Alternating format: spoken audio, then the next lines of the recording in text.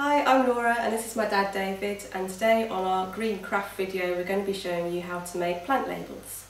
So we've had a few different varieties that we're trying. This is really just to be able to use up any items you've got at home that might make some nice attractive plant labels. So Dad, what have you been trying this week? Well, I think the first thing we've, and this is really simple, I think it's nearly cheating, we've put a lot of sunflowers in. We're going to sort of have a bit of a competition who can grow the tallest. So just with a wooden peg, put your name on it, it'll clip on the garden cane and you can move it up as the sunflower grows. The only downside is that you can cheat and swap the names around, but you would think that. You wouldn't think that to do it. But it's just a bit of fun, that, and it does show what you can do with just a wooden peg and a bit of stake. So that's the first thing. Second thing really was just to either stick in the ground or for your bedding plants was just a bit of cane. In fact, I've cut some garden canes down here. This was a bit of old bamboo from a plant we've got outside. I've taken a few bits of wood. I actually had a block of wood, knocked them off with a mallet and a chisel, trimmed them round. I think we're going to have to actually rub them down a little bit to write on them and then just bind them onto a cane. But I'll show you that in a second. I've rubbed it down a little bit on this side just so we can write on easier, and I've put a couple of little notches in here just so we can secure it to the cane. I'm using raffia because I think it'll look quite nice.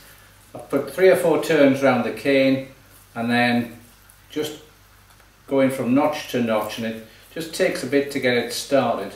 Once you start it, it's fine. And then crisscross over just to try and make it look reasonably neat. It looks as though we know what we're doing. Quite difficult, that.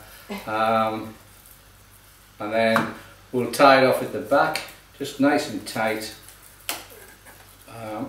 Laura can stick a finger down there and Where I want to. You want to press on there? Yeah. And just tie it up. Okay. And then we'll tidy the edges up.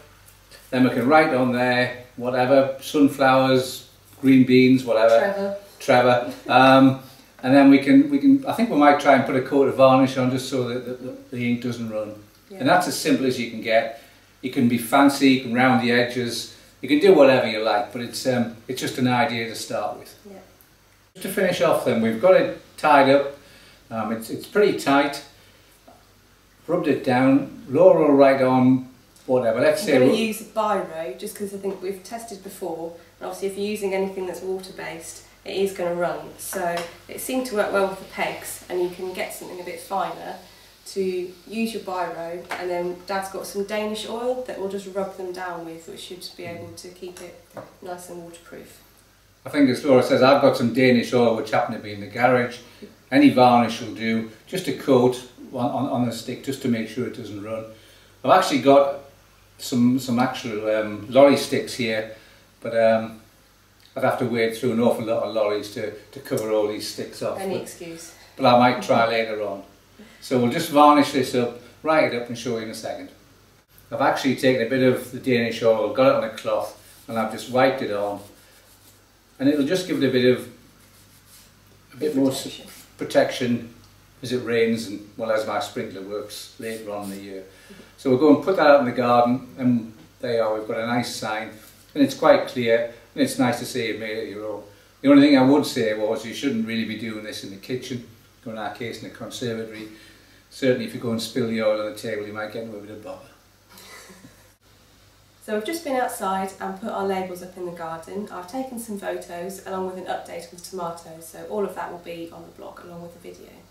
We've got one final idea for making your plant labels, and that is to use different twigs. So Dad's just going to take you through some of the twigs he's been finding in the garden.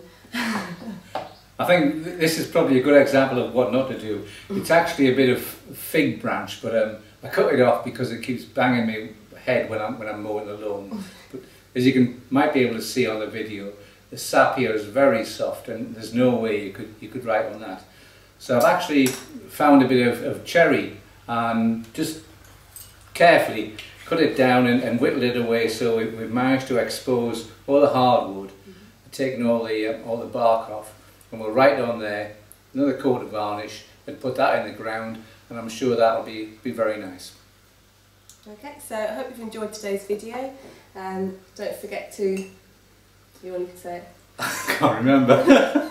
Like, subscribe and share, and please let us know how you get on if you make any of these at home. Bye! Bye!